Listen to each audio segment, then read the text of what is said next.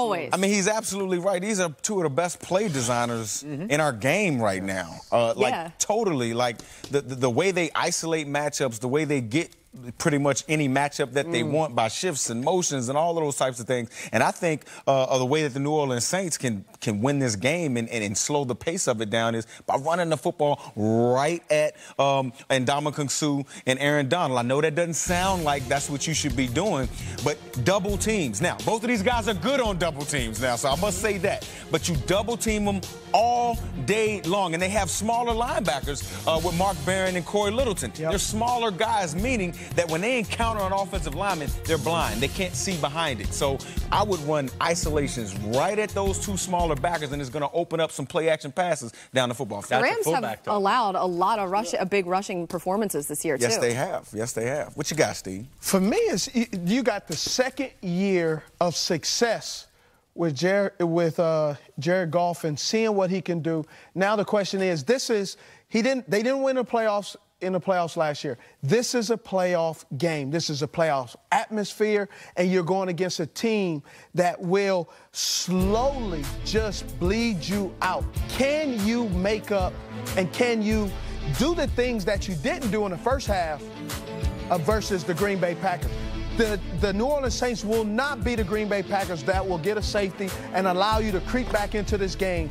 This is a team that the Los Angeles Rams have to play well from opening kickoff to the end, because a lot of things are going to happen. Both defenses are going to be exposed. They're going to be put in advantageous situations. It's going to be a very good game. Jared Goff is 11-1 in his last 12 road games. Are you kidding me? Wow. 11-1. Well. And it has everything to do with the play caller, has everything to do with how the team is prepared, but also has something to do with the way Jared Goff is throwing that football around. I also wonder how Todd Gurley is going to be in this game. I mean, he's obviously great week in, week out, but the Saints defense, they defend the run really well. They don't have Marcus Davenport. They don't. That's the problem. And that's going to be an issue. This defense was, last week at least, it was starting to look like it was turning around. Yes. Cam Jordan, he was playing to the level that he was last year when we were all hyping him up for MVP awards, Defensive Player of the Year. Not MVP, but I wanted him to be Defensive Player. He was an MVP in my eyes.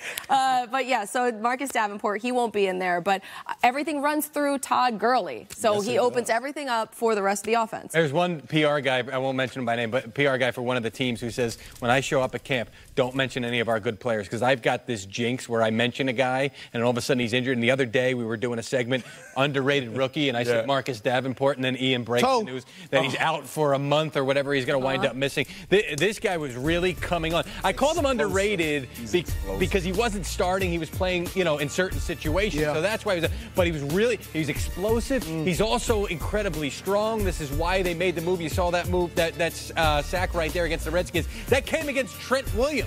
Then there was another play where he looped around against the Falcons and he put Alex Mack on skates there. I mean, these are some of the better blockers I seen it. in the league that he was going up against. And that's the kind of weapon that you want to have. So I want to see if maybe that's going to wind up being an absence today. I remember in the draft, right the day after the draft, people were talking about why did they put all in on Marcus Davenport in New Orleans. Just check the tape. Right. And I remember talking to Sean McVay, and I asked him that, and I was like, was he worth that? He said, and more. Sean Payton? Sean Payton said, and more. He said he would have given another draft pick if he had to, because they believed in that guy that much. That is high praise, and it's true from what we've seen from him so far. This one today, it's going to be probably, maybe, an NFC Championship preview. We'll see if the Saints... Yeah, but where...